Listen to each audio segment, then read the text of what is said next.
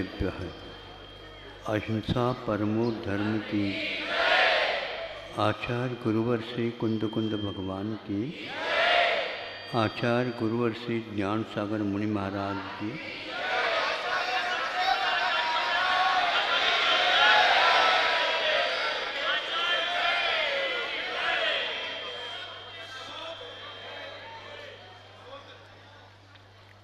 आप लोग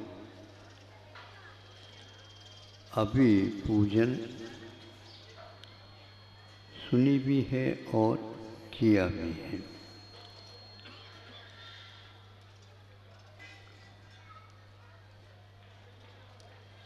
इस पूजन के साथ वादक भी थे, गीतकार भी थे, गायक भी थे और कोई विशेष रूप से नर्तक तो नहीं थे, लेकिन आपकी नाड़ हिल रही थी।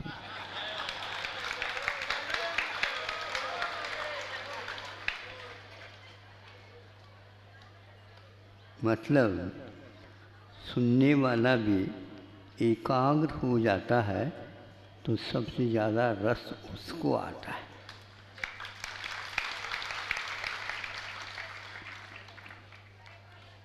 जो इधर उधर देख रहे थे कि वादन ठीक हो रहा है क्या नहीं और गायन ठीक हो रहा है क्या नहीं आदि आदि, ये तो उधर ही देख रहे थे, अपने भीतर आनंद का अनुभव नहीं हो रहा था।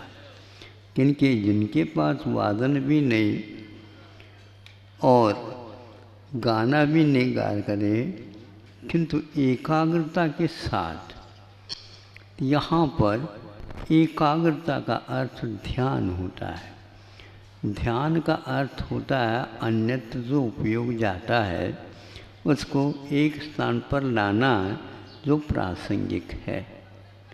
हमें प्रत्येक क्षेत्र में इस उदाहरण से, इस वक्तव्य से समझना होगा कि हम जिस दिशा में लोकहित अथवा परलोक हित अथवा आत्महित करना चाहते हैं, उन्हें सही रास्ता पहले पकड़े, फिर इसके उपरांत रास्ते पर तो खड़े हो गए, लेकिन इधर उधर देखेंगे तो आनंद नहीं आएगा।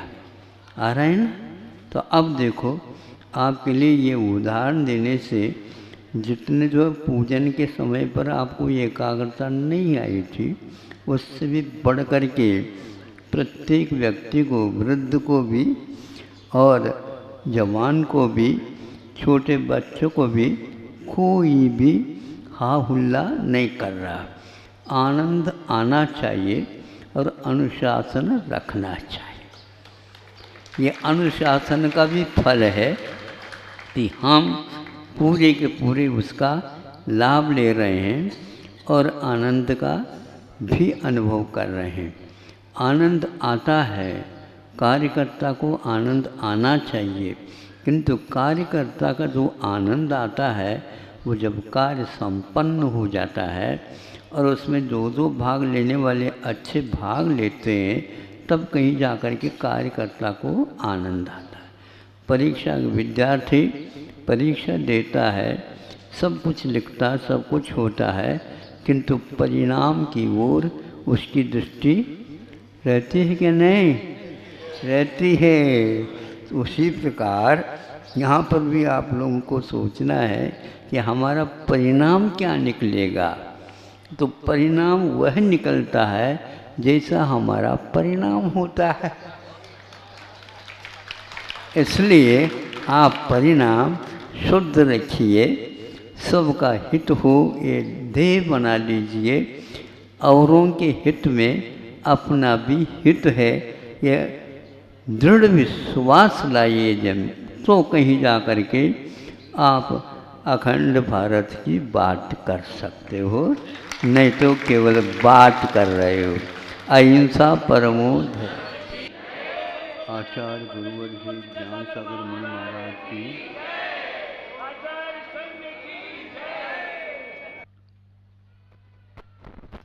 उतार की ओर ही चलता है। जल कभी भी ऊपर की ओर बहता नहीं। जल यदि ऊपर की ओर जाना चाहें तो सूर्य का आताप प्राप्त करके भास्प के रूप में परिणत होगा तो ऊपर की ओर जा सकता है, क्योंकि जल एक प्रकार से कण के रूप में रहता है जिसको आप बिंदु बोलते हैं, और जब वह बहता है तो उस समय दूसरे के साथ मिल करके वह अपनी यात्रा प्रारंभ करता है। हमें इससे ज्ञात कर लेना चाहिए कि आज तक ऊर्ध्वगमन स्वरूप आत्मा का है वह न करके वह अधोगति की ओर जा रहा है, इसलिए ऊपर उठ नहीं सकता। ऊपर भी यदि उठता है तो भी दूसरे की सहायता से वो उठता है, यहाँ से लेकर के सर्वासिद्धि तक भी जाता है, तो भी वहाँ पर शरीर के बिना वह नहीं जा सकता। कौन सा शरीर तो से प्राप्त होता है किसी को भाग्य, तो वह केवल सिद्धत्व को होता है। आत्मा के पास ऊर्ध्वगमन करने का स्वभाव होते हुए भी शरीर के कारण उसको नीचे की ओर हमेशा हमेशा जाना पड़ता है। यानी देवगति में भी जाता है तो बहुत कम समय के लिए जाता है, और मनुष्य के लिए भी एक प्रकार से जाता है तो भी वह कम जाता है, किंतु तिर्यंश के लिए जाता है तो उसका कोई अंत नहीं रहता। अनंत काल तक भी निम्न कोटि के जन्म लेकर के वह अपना निर्वाह करता रहता है। तो जल के प्रवाह से हमें ज्ञात होता है कि नीचे जाने का यद्यपि स्वभाव नहीं है, किंतु यदि जल ऊपर जाना चाहे तो सूर्य प्रकाश का, धूप का, उष्णता तापमान का ये सहयोग मिलता है, वो बाष्प बन करके तो उड़ सकता है। तो आत्मा भी यदि ऊपर उड़ना चाहे, उठना चाहे, तो तप का ताप प्राप्त कर ले तो वह उसके कर्म सारे सारे गल जाएंगे और वह आत्मा का ऊर्ध्वगमन हो जाएगा। फिर कोई भी उसको रोक नहीं सकता। आप लोग जो चाहो, आज तक तो यही चाहा हमें तो शरीर चाहिए, क्योंकि पंचेंद्र के सुख तो बिना शरीर का प्राप्त नहीं होता। लेकिन अभी ज्ञात नहीं आप लोगों को, सुख तो वही है जो पंचेंद्र के सुख के ऊपर उठ जाता है। बहुत कम जीव इस प्रकार के कार्य से सहमत हो जाते हैं, और जो होते हैं तो वो यहाँ पर न रह करके ऊपर की ओर रवाना हो जाते हैं। इसलिए प्राय करके अच्छा कहने के लिए कहाँ चले गए, स्वर्गवास हो गया उनका। हाँ, भले ही वह पाप से नरक भी गया हो तो भी कहाँ चला गया, स्वर्गवासी हो गया हो। आप लोगों ने धरती के ऊपर सब मिल करके उसको सबको स्वर्गवासी बनाना चाहते हैं, लेकिन आज तक मोक्षवासी बनाने का श्रेय आपको नहीं जाता। हाँ, ऐसे एक आधे व्यक्ति को भेज तो दो, कम से कम हम उनको एक भेज दिया। हाँ, या तो आप तैयार हो जा, लेकिन बिना तपस्या के ये कार्य संभव नहीं। अभी तपस्वियों के कार्य के लिए हम मात्र जय जयकार तालियां बजा करके संतुष्ट हो जाते हैं। आगे अपने को भी एक बार एक कार्य देखना है करके जो अपने स्वभाव को उपलब्ध कर सके। अहिंसा परमो धर्म की। अभी श्री अंशनाथ भगवान उन्हें भी याद करते हुए ये कहना चाहता हूँ, क्योंकि आज आप लोग बहुत ही प्रसन्नता के साथ मोक्ष मार्ग की प्रभावना के लिए उद्यमशील हुए हैं। आज वैसे ही स्वतंत्रता दिन भी सुनते हैं। हाँ, तो रक्षा दिवस भी है, स्वतंत्रता दिवस भी है, और आत्मा को स्वतंत्रता पहले ही चाहिए, क्योंकि बंधन तो बहुत दिन हो गया। जिसको आप लोग जीवन कहते हैं वह भी एक प्रकार से बंधन है जो जी रहे हैं। आज मैं एक प्रकार से उस सब की बात को एक शिक्षा के माध्यम से कहना चाहूँगा कि शिक्षा एक ऐसी वस्तु है जिसके द्वारा बाहर की नहीं भीतरी आंखें खुलती है। कुछ दिन पहले कुछ बंधु आए थे हमारे आदिवासी इलाके से, और उनको जो रोजगार करते थे उसके लिए जो मदद सहयोग मिलता था वो मिलना बंद हो गया। तो सुनते हुए वो आए, यहाँ पर कुछ उसका प्रबंध हो रहा है, तो रखा। तो वो बहुत खुशी का अनुभव करते हैं और कहते हैं हम आजीवन पर्यंत मुसलमान होकर के भी मांस और शराब का त्याग किया। 70 परिवारों को भी वो इसी प्रकार के संकल्प दिलाया है, और भी उनके चौकड़े में कि इस प्रकार रोजगार चाहने वाले बहुत सारे श्रमिक विद्यमान हैं। तो बहुत अच्छी बात है ये। राष्ट्र और सरकार भी ये कहती है हम गरीबी को हटाना चाहते हैं। गरीबी को हटाने के लिए कोई मांगने वाला कभी गरीबी को हटा नहीं सकता। ऐसा सब लोगों की मान्यता भी ऐसी ही है और होना भी चाहिए।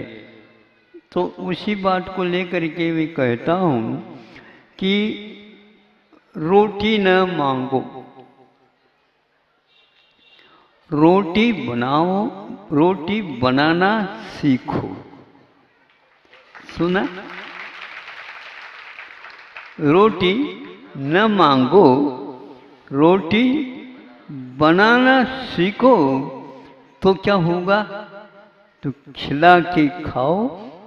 यही एकमात्र शिक्षा है। इस शिक्षा में दरिद्रता पूर्ण साफ हो जाएगी और यह श्रम की ओर आप लोगों का दृष्टिपात हो जाएगा, पूरा का पूरा हल हो जाएगा। हम श्रमण परंपरा के उपासक हैं और 24 भगवान श्रम के लिए ही प्रेरित किया। धर्म, अर्थ और काम, ये 3 पुरुषार्थ, ये भी पुरुषार्थ है जो मोक्ष पुरुषार्थ के लिए भूमिका का निर्वाह कराते हैं। जब तक भूमिका नहीं बनती, सीढ़ियाँ नहीं लगती, तब तक ऊपर चढ़ना कुछ होता नहीं है। इसलिए इतना कहना चाहता हूँ, हम रोटी न मांगे, रोटी बनाना सीखे तो अवश्य ही ये दरिद्रता दूर होगी। इसलिए आज उनकी घोषणा हुई सरकार की ओर से, हमने भी भाव किया था।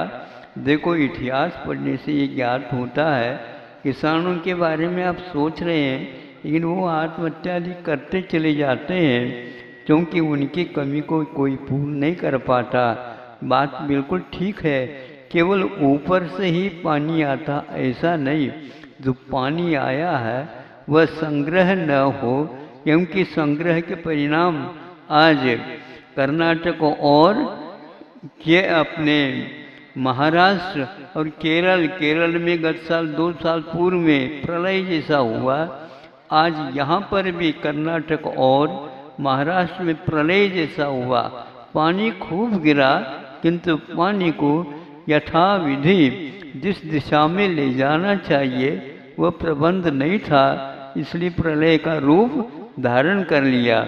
इस प्रकार सरकार की निगाह भी इस ओर थी, तो जल प्रबंध यदि हो जाता सही सही, यह अर्थ पुरुषार्थ में, काम पुरुषार्थ में, धर्म पुरुषार्थ में आ जाता है।